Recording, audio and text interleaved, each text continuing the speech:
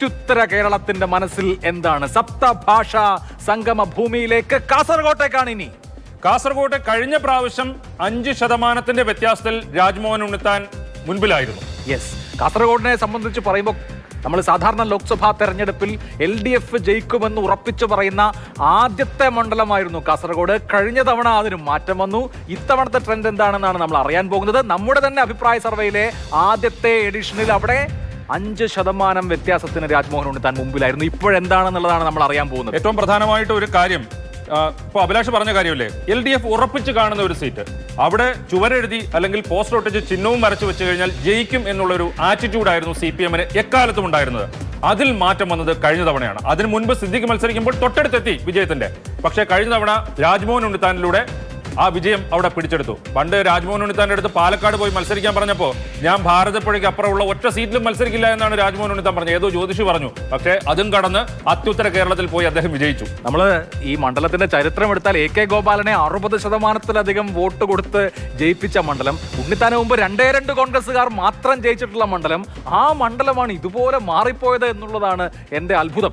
രാമറ ഒരു തവണ, പിന്നെ രാമേന്ദ്രൻ കടന്നപ്പള്ളി, അതല്ലാതെ കമ്മ്യൂണിസ്റ്റുകാർ മാത്രം പാർലമെന്റിലേക്ക് പോയിട്ടുള്ള, അതിൽ തന്നെ കമ്മ്യൂണിസ്റ്റ് പ്രസ്ഥാനത്തിന്റെ വലിയ നേതാക്കൾ പാർലമെന്റിലേക്ക് പോയിട്ടുള്ള കാസർഗോഡിന് എന്തായിരിക്കും സംഭവിച്ചിട്ടുണ്ടാവുക? ഒരു വൺ ടൈം വണ്ടർ മാത്രമാണ് രാജ്മോഹൻ ഉണ്ണിത്താൻ എന്നാണ് ഈ അടുത്ത കാലം വരെ എല്ലാവരും വിശ്വസിച്ചുകൊണ്ടിരുന്നത്. പക്ഷേ ആളുകളിൽ രാജ്മോഹൻ ഉണ്ണിത്താൻ ഒരു ഇമ്പാക്ട് ഉണ്ടാക്കി എന്നുള്ളതാണ് മനസ്സിലാക്കേണ്ടത്. അത് ഇത്തവണ 2ാം ഘട്ടം എത്തുമ്പോഴത്തേക്ക് അതെങ്ങനെ പ്രതിഫലിക്കുന്നു, രാജ്മോഹൻ ഉണ്ണിത്താന്റെ പിന്തുണ കൂടിയോ കുറഞ്ഞോ എന്നുള്ളതാണ് ഏറ്റവും പ്രധാനമായി നമുക്ക് അറിയേണ്ട ഏറ്റവും പ്രധാനപ്പെട്ട കാര്യം. കഴിഞ്ഞ സർവേയിൽ നിന്ന് ഈ സർവേയിലേക്ക് എത്തുമ്പോൾ, അതായത് പ്രചാരണം 1 മാസം നടന്നു കഴിഞ്ഞ് രാജ്മോഹൻ ഉണ്ണിത്താനുമായിട്ടുള്ള ഗ്യാപ്പ് MV ബാലകൃഷ്ണൻ മാസ്റ്റർക്ക് നന്നായി കുറയ്ക്കാൻ കഴിഞ്ഞോ? രാജ്മോഹൻ ഉണ്ണിത്താനെ ഓവർടേക്ക് ചെയ്തോ? അതുപോലെ തന്നെ BJP-യെ സംബന്ധിച്ച് നല്ല പ്രാധാന്യമുള്ള 2 നിയമസഭാ സെഗ്മെന്റുകൾ ഉൾക്കൊള്ളുന്ന മണ്ഡലമാണ് കാസർഗോഡ് മഞ്ചേശ്വരം സെഗ്മെന്റുകൾ.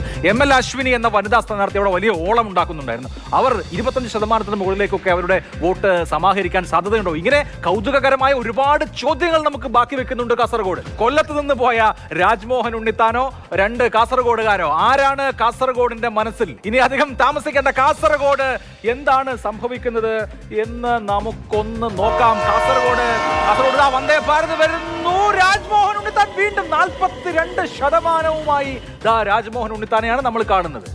അത് അഭിലാഷ ഒരു കാര്യം ശ്രദ്ധിച്ചോ, കഴിഞ്ഞ പ്രാവശ്യം 5% വ്യത്യാസമായിരുന്നെങ്കിൽ ഇത്തവണ അത് 7% കൂടി. അതായത് ഇടതുമുന്നണി സ്ഥാനാർത്ഥി പുറകോട്ട് പോവുകയാണ്. രാജ്മോഹൻ ഉണ്ണിത്താൻ ആ ഒരു മാർജിൻ വർദ്ധിപ്പിക്കുകയാണ്. എന്താണ് കാസർഗോഡ് സംഭവിക്കുന്നത് എന്ന് മനസ്സിലാവുന്നില്ല. രാജ്മോഹൻ ഉണ്ണിത്താൻ 42% വരെ വോട്ടുകൾ സമാഹരിക്കാം. MV ബാലകൃഷ്ണൻ മാസ്റ്റർക്ക് കാസർഗോഡ് പോലെ, അതായത് കയ്യൂരും കരിവെള്ളൂരും മുനയംകുന്നും ഒക്കെയുള്ള, ചീമേനിയും ഒക്കെയുള്ള കാസർഗോഡ് 35% വോട്ടേ LDF-ന് സമാഹരിക്കാൻ കഴിയുന്നുള്ളൂ അരിവാൾ ചുറ്റുക നക്ഷത്രത്തിൽ എന്നുള്ളത് ആശ്ചര്യകരമായ കാര്യമാണ്. ഒപ്പം BJP-യുടെ വോട്ട് ഷെയർ അല്പം കുറയാണ്, 2% കുറഞ്ഞിട്ടുണ്ട്. കഴിഞ്ഞ തവണ 21% അത് ഇത്തവണ 19% കുറഞ്ഞിട്ടുണ്ട്. ഇതിനിടയ്ക്ക് ചില കാര്യങ്ങൾ അവിടെ സംഭവിച്ചത്. ഒന്ന്, മൗലവി വധത്തിന്റെ വിധി വന്നത്. അതുപോലെ തന്നെ SDP-യുടെ പിന്തുണ. കഴിഞ്ഞ തവണ SDP മത്സരിച്ചിട്ടില്ല, 2014 SDP മത്സരിച്ചിട്ടുണ്ട്. ഏതാണ്ട് 7000 വോട്ട് കിട്ടിയിട്ടുണ്ട്. കഴിഞ്ഞ തവണ SDP സ്ഥാനാർത്ഥി ഉണ്ടായിരുന്നില്ല.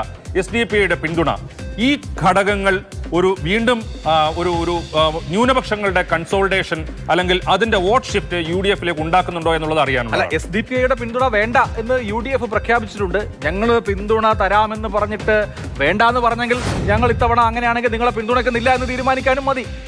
അങ്ങനെ പിന്തുണയ്ക്കണ്ട എന്ന് അവർ തീരുമാനിച്ചിട്ടില്ല. നിങ്ങൾ ഞങ്ങളുടെ വോട്ട് വാങ്ങിക്കുന്നുണ്ടെങ്കിലും ഇല്ലെങ്കിലും ഞങ്ങൾ തന്നിരിക്കും എന്ന് അവർ വാശിയിലാണ്. എന്ത് ചെയ്യാൻ പറ്റും? എന്തായാലും റിയാസ് മൗലവി വധം, നമ്മൾ കഴിഞ്ഞ സർവേ കഴിഞ്ഞതിന് ശേഷം റിയാസ് മൗലവി വധം സംബന്ധിച്ച ട്രയൽ കോർട്ടിന്റെ ഉത്തരവ് വന്നിരുന്നു. വലിയ ചർച്ചയായിരുന്നു അത്. എനിക്ക് തോന്നുന്നു റിയാസ് മൗലവി വധം അടക്കം സജീവ ചർച്ചയാകുന്നത് കൊണ്ടാകാം രാജ്മോഹൻ ഉണ്ണിത്താന്റെ വോട്ട് ഷെയർ നമ്മൾ കഴിഞ്ഞ തവണ സർവേ നടത്തിയപ്പോൾ ഉണ്ടായിരുന്നതിനേക്കാൾ വർദ്ധിച്ചിട്ടുള്ളത്.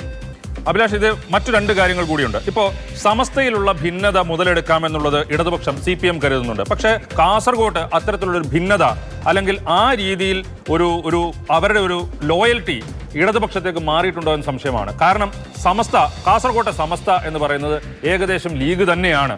അവിടെ ആ ഒരു അടിത്തറയിൽ വലിയ രീതിയിലുള്ള മാറ്റം വന്നിട്ടില്ല എന്നുള്ളത് ഒരു കാര്യം. 2, MV ബാലകൃഷ്ണൻ മാസ്റ്ററെ ഏറ്റെടുക്കുന്നതിൽ, അത് ആദ്യം തന്നെ MV ബാലകൃഷ്ണൻ മാസ്റ്റർ അവിടെ സ്ഥാനാർത്ഥിയായിട്ട് വരുമ്പോൾ ഇടതുപക്ഷ അണികളിൽ ഒരു വിമുഖത ഉണ്ടായിരുന്നു.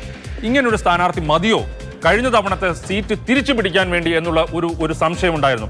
അത് പൂർണ്ണമായി മാറ്റിയെടുക്കാൻ കഴിഞ്ഞിട്ടില്ല എന്നുള്ളത് കൂടിയാണ് ഈ ഫലം നൽകുന്ന സൂചന. തീർച്ചയായും ഏതായാലും CPM-ന്റെ CAA സ്ട്രാറ്റജി പരാജയപ്പെട്ടോ എന്ന ഒരു സംശയം കൂടി ഉണ്ടാക്കുന്നതാണ് കാസർകോട്ടെ ഈ ഫലസൂചന.